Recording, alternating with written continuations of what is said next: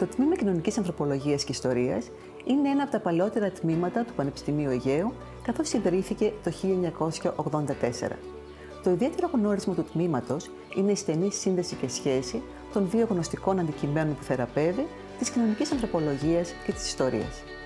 Ως κλάδος των επιστημών της κοινωνίας και του ανθρώπου, η ανθρωπολογία αποσκοπεί στη διερεύνηση των ποικίλων μορφών ανθρώπινης ύπαρξης και εμπειρίας.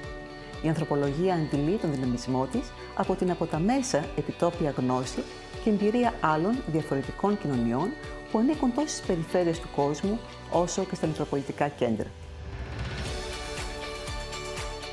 Από την ίδρυσή του, το τμήμα ήταν ένα σημαντικό κέντρο για την παραγωγή ανθρωπολογικής και ιστορικής γνώσης, η μέριμνα για την καλλιέργεια των επιστημών της κοινωνικής ανθρωπολογίας και της ιστορίας, στη βάση επιστημονικών και παιδαγωγικών αρχών, ο συγχρονισμός του επιστημονικού δυναμικού της, όπως δείχνουν οι ακαδημαϊκές δημοσιεύσεις του και οι επιστημονικές δραστηριότητες του τμήματος, αποτελούν σταθερά στοιχεία της ταυτότητας του τμήματος που αναγνωρίζονται και εκτιμώνται από τις απόφοιτες και τους αποφοίτους του Τμήματος Κοινωνικής Ανθρωπολογίας και Ιστορίας.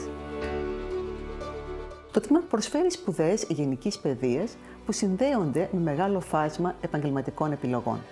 Οι απόφοιτοι και απόφοιτες του τμήματος μπορούν να απασχοληθούν στην έρευνα και τη δευτεροβάθμια εκπαίδευση, σε μουσεία, στα πεδία της κοινωνικής ιατρικής και της επιδημιολογίας, της ψυχολογίας, της πολεοδομίας και του προγραμματισμού.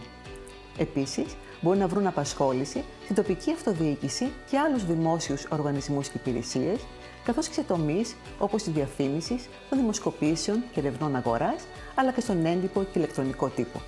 Η υψηλή ποιότητα σπουδών δίνει σημαντικά αφόδια στους αποφοίτους για μεταπτυχιακές σπουδές στην Ελλάδα και το εξωτερικό.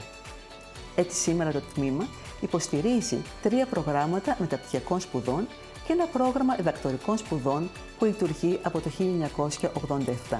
Τα 4 ερευνητικά εργαστήρια που λειτουργούν στο τμήμα αποτυπώνουν την εστίαση του τμήματος στην ανθρωπολογική και ιστορική κατανόηση της κοινωνίας και του πολιτισμού.